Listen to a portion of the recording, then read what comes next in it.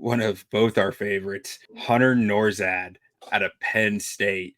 And Steve, the floor is yours. Yeah, I love Nourzad. I saw him 2 years ago. Again, I keep saying this because I don't never know who's draft eligible. I was watching Olu Fashanu though last year, and this left guard kept on popping out, number 64. He was just constantly winning his reps. He was getting out in space. Specifically, I remember this because I was specifically watching the Ohio State game versus Penn State, and they had one rep where they pulled both Fashanu and Nourzad on the left hand side.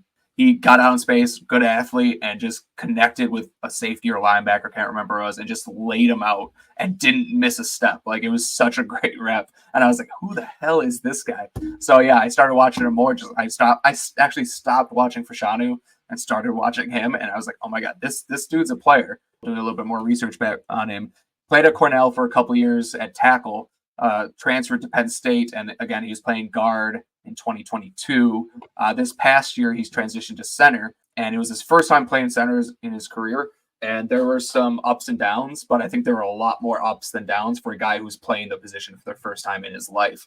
And it was also, not only was it the first time in his life, it was kind of a last second thing. There was an injury like early on or right before the season started, and they're like, hey, can you play center? And he's like, yeah, I'll do it. But I think it's probably his best NFL position. I think he has the versatility to play both. But you mentioned, and I think this is actually a very interesting thought, you mentioned athleticism a lot with the outside zone scheme. And I think you're right to an extent that you do want more athleticism in like the man scheme, gap scheme. But I think when you're talking about the outside zone and Kyle Shanahan, what you really want is a guy who's just very quick out of his stance. Yeah. Because they need to get from point A to point B quickly. And if they're too slow, they might have the long speed to get out and run. But if they're not quick out of their stance, they're not going to be able to do well in that outside zone. And that is something that he has no problem with. So quick out of his stance to get into position, to get into first meaningful contact, quick feet to stay in front of guys. Just I really like him. And I think he's got really good heavy hands too. A lot of those snatch traps on his tape where he's just grabbing on guys and yanking them down. Really powerful upper body. And I think he's just really good. You can tell he went to Cornell because I think he's very smart. The one thing that I really hated about his tape, and I think you probably know where I'm going, is he could, at least at center, he could not identify a stunt or twist to save his life. It was bad. And pretty much every time they ran a stunt, he missed it, except for maybe a couple. But again, it was his first time playing the position, and he was kind of thrown into the fire. So a little bit of leeway there, but it's definitely something that he's going to have to clean up as he gets to the NFL. So I will say on that front, the first game I watched, it was like, oh my God, this guy can't do that. Like, and the next game, it was like, okay, that's a little better. And the next game was like, that's a little more better. So it was like, it felt like he was getting the hang of it as the season went on. I don't even know if those games were chronological. I assume they were because it seemed like he was progressing. But yeah, no, at the first one I watched, it was like, why is this guy not being talked about? Oh, it was just a big red flag of like, that's not good. But teams as the season went on, teams weren't hammering it either, which makes me think he was picking it up, because if it was just he can't do it, what would stop a team from just doing it over and over and over?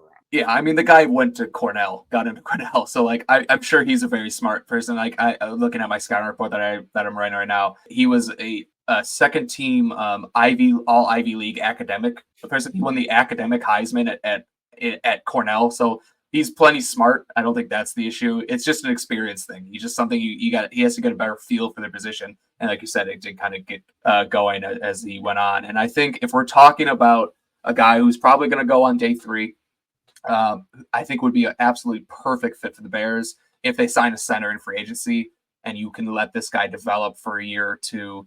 And I do think he has some guard versatility, maybe not so much as some other guys, but I don't think he's necessarily a center only either. He did play guard in college, but I actually compared him to Juice Scruggs, who was also a Penn State center last year, whose tape I actually didn't really like as much. But the reason I compared him is because kind of Juice Scruggs went to the Shrine Bowl and looked pretty good, and then it ended up being a 3rd-round pick, I believe by the Texans. Yeah. And Nourzad went to the Shrine Bowl and by all accounts looked really, really good. And I think he could also have the kind of a similar ascension up the boards. We've already started to see it. Like if you do the PFF mock draft simulator, he wasn't even in the simulator 2 weeks ago, and now he's like 180. And I think he'll probably continue to rise as people get more eyes on him.